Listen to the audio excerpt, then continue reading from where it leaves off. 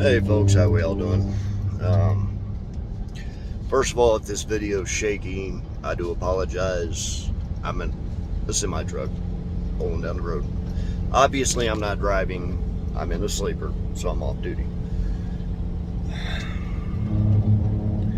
I've debated on doing this video. I really have. And first of all, I'm not going to lie to you, it's going to be somewhat lengthy. Okay. Second of all, it's going to be vastly different than what I normally do. Normally, I'm America, fuck yeah. If you don't support the right, you're this. If you're left, you're that. If you're a patriot, you're not standing up. You're this, you're that, you're the other. That message isn't what this country needs right now. This country has enough division, has enough anger. This video is going to be a compilation of multiple issues that are going on within the country that are fact-checked to be proven. Okay?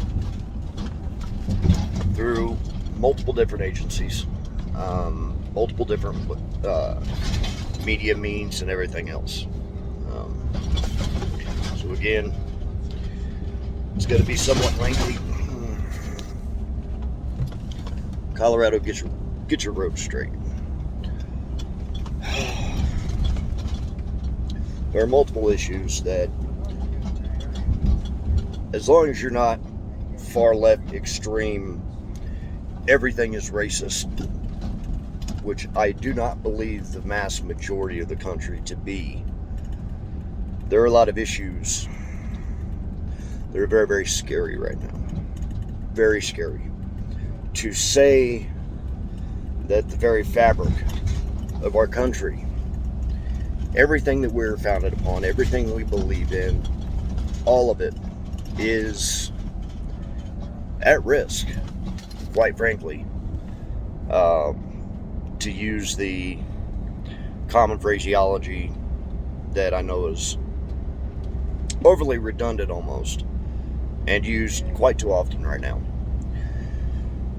That would honestly be a blundering understatement. Okay. I'm going to cite several of these issues in this video.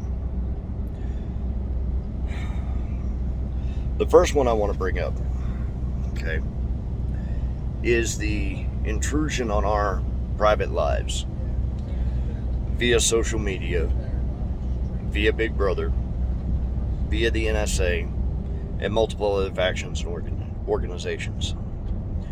This is not conspiracy theory. It's been stated as much by Joan Psaki in her own press briefings as to what Biden wishes to happen, what Biden looks for, as well as the letter of the law as to how it entails to Facebook. Okay. I think everybody knows the conspiracy theory that, Facebook is attacking conservatives, attacking conservative pages, etc., etc., etc. I'm going to step outside of that theory to show you how it's true and how it's been proven. First of all, you have the blocking of the President of the United States, former President of the United States, so that I don't lose some individuals who may watch this and automatically become disenfranchised. Donald J. Trump. Okay. We saw that it was very easy for Facebook, Twitter, Instagram, etc. to take down all of this information. Everybody on the right, Fox News, Ben Shapiro, multiple other individuals and entities said how dangerous this was. But instead, CNN, MSNBC, and other organizations championed this effort. They cheered this effort, calling it a victory, and that, he was a terrorist. He's a bad man. Orange man bad. Okay? That he was spreading all sorts of disinformation, which if you actually go back and read the headlines, even according to even through the New York Times, the Washington Post, CNN, MSNBC, Fox News, ABC, etc., that they are having to actually backtrack on what they stated that Trump said was a lie and say, yeah, we're wrong to totally disengage from the Wuhan lab leak theory, but we did it because Trump. Everything's always because Trump.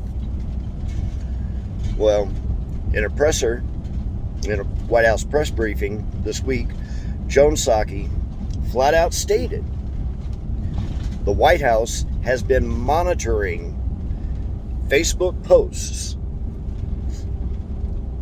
for what they consider disinformation, to include continued information about the theory behind the Wuhan lab leak, to include information that has been stated by the World Health Organization and the CDC to be true, including the actual amounts of COVID deaths in the United States during the pandemic, to the disinformation of the Fauci emails, which have actually come out and been plastered everywhere. It's very easy to go and look up. Even Google still has it up.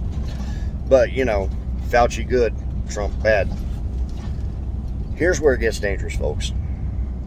With them stating that they are using Facebook and have told Facebook, you know, Psaki even said, and I'm paraphrasing here, we have told Facebook what we consider to be disinformation about vaccines, about the Wuhan lab leak, about the coronavirus, about the elections, about a lot of things. That gets very dangerous, because you know who else controls media and what you're allowed to see, what you're allowed to hear, what you're allowed to say? China, North Korea, Cuba, Russia, Iran, Afghanistan, and a multitude of other countries. Yeah, all of them control dissemination of information, or what you are allowed to see as truthful information. And you better not speak out about it. You better not. I mean, we see what's going on in Cuba. Down there in Cuba, they're, and you know, I'm a circle back to that. Had to get my own little jab in. But they have come out, the government has outright come out and said that they are using and telling Facebook what Facebook needs to consider disinformation. That puts Facebook in a very precarious situation, because by Jen Psaki and even Biden flat out said in, you know, a very brief interview for the time that he was allowed to speak, in a question, a reporter asked him, what would you say to Facebook about, you know, their responsibility for the vaccines? He said, Facebook is killing people. Facebook directly is responsible for killing people for misinformation of vaccines. That is very dangerous, folks. That now cuts into every single American's freedom of the First Amendment. Freedom of the press and freedom to free speech. And if you think, well, the right deserves it, the no-vaxxers deserve it, I'm going to give you I'm going to paraphrase a very, very famous quote that was from a German pastor. We did not fear the Nazi, or we did not fear Hitler. It was easy not to, because first, he came for the communists. I wasn't there. I did not fear Hitler when he came for the socialists, because I was not them. But I did fear Hitler eventually when he came for me. Oftentimes in my videos, I talk about things that set a precedent. Okay, once a precedent has been set, whether you feel lawfully that it relates to you, your platform, or what you believe, well, that precedent is easily fallen back on when it does circle around to you. And if you think it won't, you're sadly mistaken. Very sadly mistaken. Everybody thinks it won't happen, but then it does. Now, what this also does open Facebook up to is with the federal government basically saying that they have weaponized Facebook and told Facebook what they want shown and everything else. That now makes Facebook a state actor. In other words, an extension of the federal government. So, what that does is that anybody's information that gets taken down now, all of you need to keep record of it. Why? Because now, with them being a state actor, whether they want to be or not, that opens them up to litigation and lawsuit for violation of the First Amendment, because the Constitution now applies. You see, Facebook has, under Section 230 of the Communications Decency Act, something like that, immunity from the federal government. Okay, they have immunity from being able to be sued, much like Monsanto used to have immunity because they operated in a manner that the government granted them immunity. Okay, Monsanto lost that immunity. Facebook is losing that immunity. You know, it's very, very precarious ledge. It really is. It really is. And if you think the government will stop at Facebook, well, you got another thing coming. The reason why I say that is because also Joe Biden and Joan Psaki, almost in the same matter of a couple of days, have come forward and stated that they want to start monitoring our private text messages, everybody in the United States, for alleged disinformation about COVID-19 and the vaccines. It's pasted all over CNN and everything else. And the left, the media, the CNN, MSNBC, and all these talking heads are applauding the federal government taking dissemination of information and what they consider disinformation and applying it to Facebook and propagating or pushing Facebook to ban individuals who speak freely, such as myself, such as I'm sure you, such as I'm sure, everybody on all different sides of the aisle. That is very, very, very dangerous. Very dangerous. That is a 100% total authoritarian totalitarian and authoritarian move. It really is. Yeah, that's very dangerous. So that's first. The second thing I would like to discuss is many people have heard me mention Senate Bill 1, House Bill 1, or HR 1. These are bills that the left and the media are trying to propagate and push as anti-racism voting laws, saying supposedly that they will do away with racism and open up voting to all individuals of color. Well, here's where they're wrong. Okay. First of all, statistically, the African American turnout for voting has exploded over the last 4 years. I mean, gone to heights that which the country has never seen. Okay. The dangers behind this bill are as follows, or these bills are as follows. Number one, it federalizes the elections. What that means is that the federal government now 100% runs all elections, state or federal. States can no longer pass election laws at all. Not anybody. No, I stand corrected. There's one way they can. If a non-elected official who is appointed by the Federal Elections Agency, the FEA, they can then have the state send that individual, that state's proposed laws, that individual votes on whether or not to allow that law. This is unconstitutional on so many different levels. So many different levels. Okay? But first of all, and this kind of ties into the next point, another point, and I'm going to bring this up to kind of come back to this because it's kind of showing how it's unconstitutional. Actually, I'm going to bring up two other points, and then I'll bring it back as to why all of it's unconstitutional. Okay, so also in the Federal Elections Agency, there will be 3 Democrats and 2 Republicans appointed to the panel. Right now, it's 3 and 3. Now, you might be asking yourself, well, what's the Federal Elections Agency?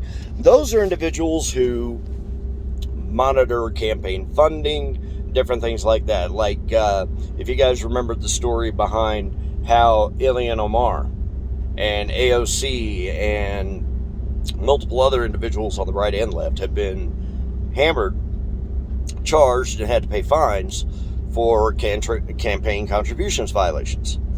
That's what this agency is in charge of. Okay? What this agency also does is, round about the time of elections, they decide to level charges at candidates and or sitting persons who are running for re-election. 3 Democrats, 2 Republicans. Whether you are on the left or on the right, that there's no fairness there. None whatsoever. None. It's not a proper representation. Another way that these bills violate the Constitution is that during the census, whenever the census is conducted, judges then adjudicate or grant states based on mobility of population. So in other words, perfect example, Texas had an influx of over 2 million voters, or actually over 5 million voters since the last census, might be more. And so you remember the big uproar was that Texas was going to have like X number more seats in the House and the Senate, along with South Carolina, Florida, New York was losing seats, California was losing seats. That is to maintain that no one state continuously maintains the balance of power, and that proper representation for the state population is maintained. That's within the Constitution. That's in the Constitution, period. End of discussion. Okay, this bill is not an amending the Constitution bill. It is just a bill that does away with the constitutional requirements for elections. Another way that so you have the state mobility, not allowing the fluctuation of state representation, which means voter representation. So whether you're on the right or the left, that's dangerous. And it's pretty bad. So you have the Federal Elections Agency, you have the state mobility, and you have the federalization and the control of the elections taken away from the states. All of those are unconstitutional, by and far. And all of those are designed to do one thing, and one thing only: create a partisan control over the government and over the presidency. What does that sound like? What does that sound like to you? Does that sound like a democracy that they claim is under attack from the right? Does that sound anything like they're in support of the Constitution and that they're in support of racism? Or they're in support of kicking out, knocking down racism? No. Sounds like they are trying to create a superpower of democratic rule that will rule this country. Socialist agenda, totalitarian government, authoritarian government, however you want to see it. This is what that provides. Also, within the structure of the bill, both bills, is the ability for states and election officials, along with voters, to not be penalized or charged for allowing illegal immigrants, individuals who come across this border unlawfully, to vote. That's why we have. Also, another thing it does is it gets away with ballot harvesting. Folks, what ballot harvesting is real simple. I'm wearing a Trump shirt. I come into your neighborhood. I'm knocking only on doors with Trump signs and taking their votes and walking away. Now, is that right? No. But who's monitoring me? Who's supervising me? Nobody. The same on either side of the aisle is dangerous, dangerous business, what ballot harvesting is.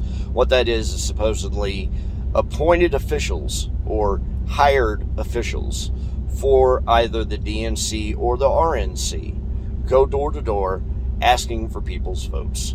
Whether they've been to the voting booth, oh, you haven't been, let me take your vote for you. Who would you like? Now, with the individuals being unsupervised, how easy would it be? I don't want this candidate or the other candidate elected, so I'm just going to throw the ballots out. I'll mail in the rest.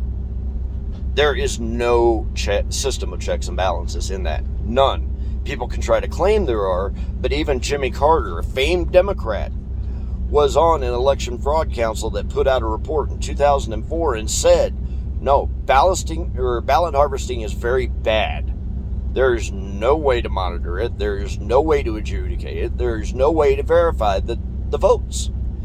That means somebody can go into a nursing home, go to the Alzheimer's wing, and take a whole bunch of people with Alzheimer's votes. When he goes, who do you want to vote for? And Aunt Ethel goes, I want a baby. He can mark that down. He or she can mark that down however they choose. You see where the problem may lie? Those are the issues with the HR1 and S1. SR1, however you want to put it. So you got the Facebook issue. You have got the dissemination of information. You have got the government deciding what is and what isn't good information. And this will probably be taken down. So I encourage everybody to save it. You know, you got the HR1, the SR1. Now, let's talk about the vaccines. Here's the thing, folks. Everybody who is knocking on individuals who have not gotten the vaccine, let me explain something to you. We don't care. We really don't. We don't care that you're vaxxed. See, that's fine. We live in a free country. That means we have freedom of choice, freedom of agency. Okay? Way back when the flu came out, everybody took the flu vaccine. The flu's still here. Well, it was until COVID. What folks fail to realize is that intelligent thinking individuals, okay, we do a risk assessment. Okay? A lot of us that don't take the vaccine, we live in very, very rural areas or very, very small areas. Our jobs, our employment, whatever we do, is not necessarily always in direct contact with the public. Either that or we've already had COVID, it wasn't that bad, and I would prefer, and we would rather, maybe risk getting COVID again, having a cold for a couple of weeks, and then moving on with life, rather than going out and getting poked. And this will really upset the left, but sorry, my body, my choice. We just want the freedom to choose. We don't care that you took the vaccine. We don't want we don't want the vaccine done away with. If the vaccine works for you, and if it makes you feel better, good, awesome, we're glad. But to those of us who don't vax, that's our choice. That's our God-given freedom of choice as to what we do with our bodies and what comes in our bodies. Okay? I don't know what's so hard about that to understand. Let's talk about inflation and the economy, shall we? Now I know so many of you are going to blame it on Trump. Look at all the billions he spent. Oh, let me go back to the vaccinations. Here's what's really funny to those folks that are pushing the vaccinations. None of you were pushing it whenever Trump was the one championing it. None of you were pushing it. As a matter of fact, most of you were saying, even on CNN, even Kamala Harris, even Biden, Pelosi, and all the others are like, you must go out and get vaccinated. Check out what they were saying back in December when the vaccines first came out. I don't trust Trump, therefore I'm not giving it. The vaccine hasn't changed, folks. Sorry. The manufacturers haven't changed. It's political. Politics changed. Facts are facts, and they don't care about your feelings. Inflation, we all know what that's doing. Okay? Everybody's going to sit there and blame Trump. Well, it's because of the lockdown. It's because of the pandemic. Blah, blah, blah, blah, blah, blah, blah, blah, blah, blah. Wrong. If it was because of the pandemic and lockdown and everything else, we would have seen these spikes in inflation, in goods and services and fuel and everything else during the lockdown. You would have. This is the worst inflation rate in 6 months that we have seen since 1981, folks. You would have seen it during the lockdown going on, but no.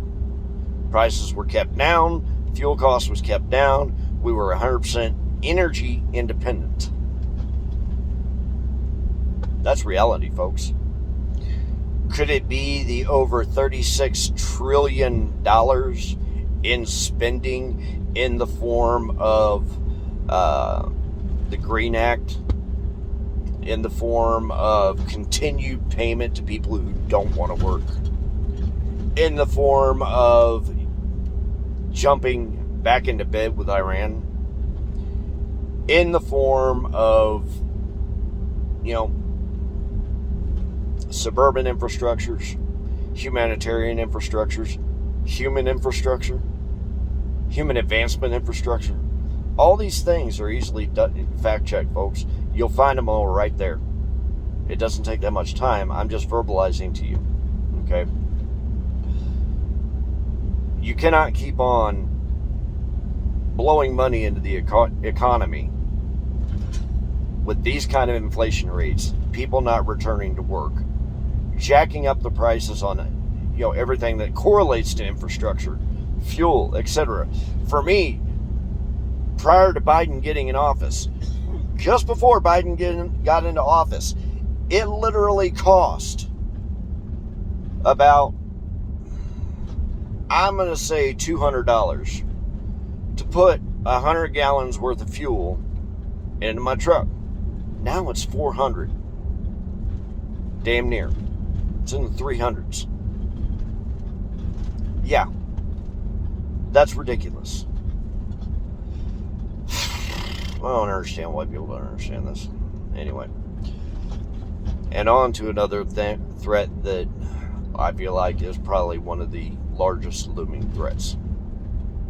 Outside of the attack on the Constitution, outside of the attack on our voting rights, is twofold. First of all, the open border, folks. The open border. At first, before Biden came in, we were at a 60-year low on immigration and a 60-year high on legal immigration because the policies put in place by the Orange Man. Okay? It was doing amazingly well. And these numbers are backed by the Department of Homeland Security, by immigration, and the other individuals that deal with that.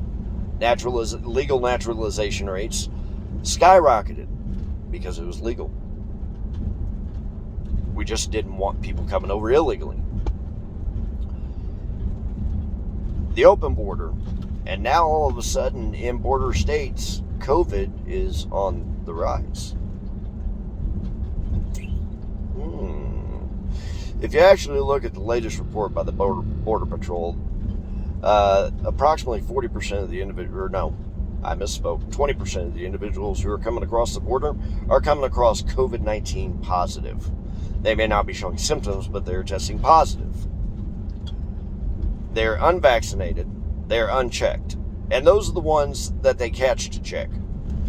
Let's not talk about the dramatic influx of heroin, fentanyl, methamphetamine, marijuana, cocaine, and all these other drugs that are flooding back into our streets, spiking 4-year highs in overdose deaths, 4-year highs, or actually no, I think it's more than 4 years, but spiking the amounts that are just caught, estimated to be 10% of what's actually being manufactured and coming into the country.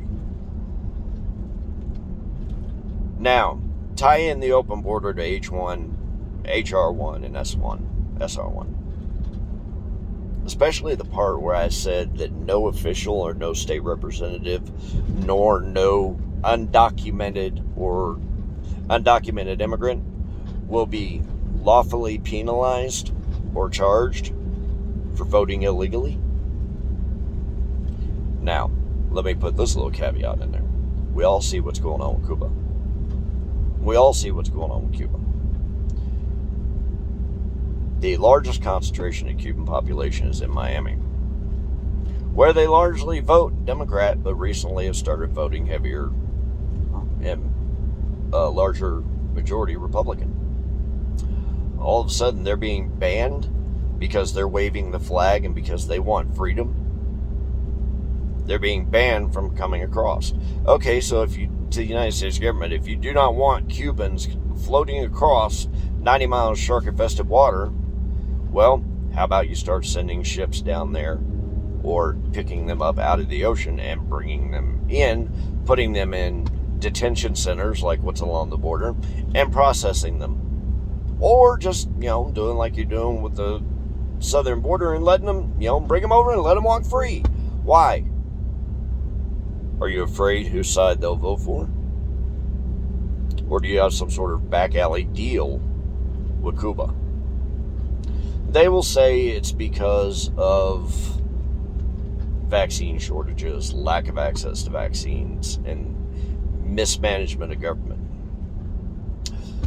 Last I checked, what they're screaming and chanting and fighting for in the streets and waving the American flag in the streets about wasn't, hey, we want more vaccines, wasn't, hey, we want more access to vaccines, it wasn't, hey, manage us better, it was freedom.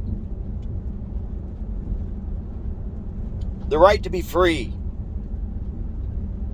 Cuba is a socialist dictatorship, a totalitarian authority, and it has been for 60 years. So, to those of you who are special interest fanatics, why are you not beating down the doors of the government, demanding to know what they're going to do about Cuba, what they're going to do to free Cuba?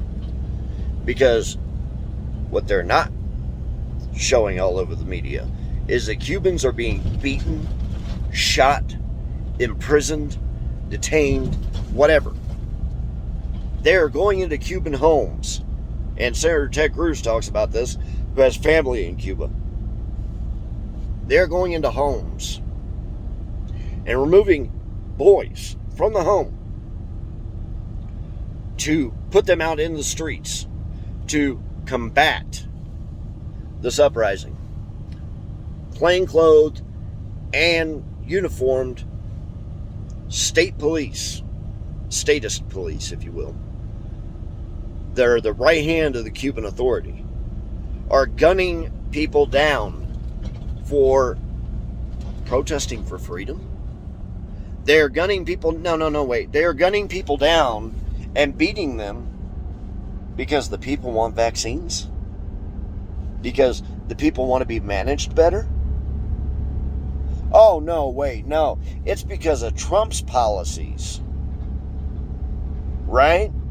Trump's policies, the horrible embargoes and tariffs, the embargoes that have been put on the Cuban authority and the Cuban government for 60 years. Sorry, but the embargoes didn't create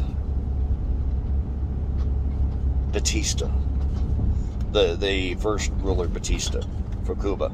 60 years ago. They didn't create Fidel Castro. They didn't create his son or brother, whoever the hell it is that's running things. They didn't create it. They were a symptom. They were a side effect of not granting their people freedom. Ask any Cuban. All you have to do is turn on the news. They're chanting Libertas. Or something like that. I don't speak Spanish or Cuban. But they're chanting for freedom. Liberation. You don't chant liberation for a vaccine. You don't chant liberation for being mismanaged. Let's talk about China. The ruler of the Chinese Communist Party has flat out said America will be his. That is their goal in 15 years. Easy to look up, easy to see. It's in the Chinese propaganda media. The United States will be China's in 15 years. What does Biden do? Biden turns around and brokers deals with them. Biden turns around and basically tells China, yeah, you can go ahead and take Taiwan. Biden ignores the fact that China has threatened nuclear action against Japan, against Okinawa, where our troops are. Nuclear action. He ignores the very, very aggressive maneuvering in the South China Sea by the Chinese. He ignores all of that.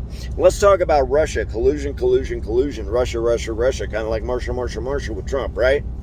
Well, why is it that Biden closed down the Keystone pipeline here in the United States, but turned around and opened up the Nord Stream, or gave the green light for the Nord Stream pipeline from Germany, or from Russia to Germany, controlling oil and natural gas?